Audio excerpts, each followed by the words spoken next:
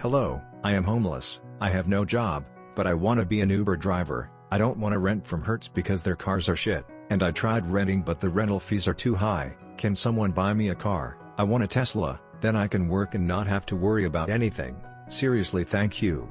Yeah, I sent one to your house. Oh wait. I have a mailing address. You're homeless and want a Tesla? If your town doesn't have a charging station, then where are you going to charge it? He's clearly gonna buy some charging cables and a pallet of lemons.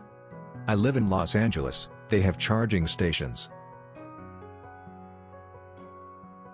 Anyone else think Glastonbury Festival is the ultimate choosing beggar? They expect to book the biggest and best acts every year but pay far less than any other festival of that size. Bands are expected to play for a small pay slip for the prestige of playing the event, trying to get the best value for money so it can make a bigger profit. They give all the profit to charity. All of it. Good for them, all the more reason to drive a hard bargain. It ensures, from a fan's perspective, that the acts performing are there because they want to be there. Many of the artists also donate their fee to charity, because it is about the prestige. I've been to many festivals where it is clear the artist is doing the bare minimum to collect their fee, but I could not say I've ever seen this at Glastonbury, and I would say it is to do with the desire to play that stage over the fee they'll collect. So, I was on my lunch break at this Chipotle-style Asian restaurant, and was about to head back to work. On the way out, this guy, who I presume is homeless, asks me for some cash to get food. I let him know that I don't have any cash. I offer to buy him lunch from the place I had just ate at and he says sure. We go inside, he looks around at the menu, then looks at me and says, "Man, I don't know, I'm really craving a cheeseburger." I tell him, "Bro, I need to go back to work soon. Do you want to eat or not?" He decided to eat there. The manager of the place saw the whole thing and offered to buy his food in the end. This reminds me of the time I was with my mother and sister as a kid. My parents had just separated, so we were especially poor. We were downtown doing laundry, and my mom noticed this really filthy woman, sitting outside by the trash can.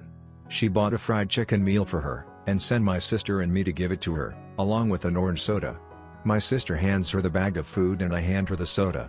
The woman takes a gulp of soda, and proceeds to throw the food and the rest of the drink into the trash can. No thank you. No nothing. I was shocked. We could have done several loads of laundry with that money. Plus, we weren't allowed to drink soda, so I was especially peeved.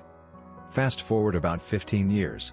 I was working for the police department by then, and a coworker of mine told me that this woman's body was found on the street. She was sort of famous in our city, refusing all help, preferring to live outside, and pretty much everybody had a similar story to mine. She died of natural causes. When they did her autopsy, they found about $50,000 in cash strapped to her body. Holy shit, what a wild one. Mental illness, I guess? Any lead on her history? Not that I recall. $50,000 though? Yeah, you're right. She must have been mentally ill. What sane person would choose to live in filth and just tape all their cash onto themselves? She was just one of dozens of mentally ill people who chose to live on the streets. One dude was dubbed Tumblin' Man because, you guessed it, he tumbled everywhere. He wore a white t-shirt and white boxers with white socks, dirty of course, and tumbled down the streets, the way a toddler does. It amazed me that there was no hospital or institution that would hold these people. The courts just decided that you don't have to take your meds, you don't have to stay in a hospital, even though you are insane or whatever the kids are calling it these days. Can we even call people insane anymore? IDK. $30,000.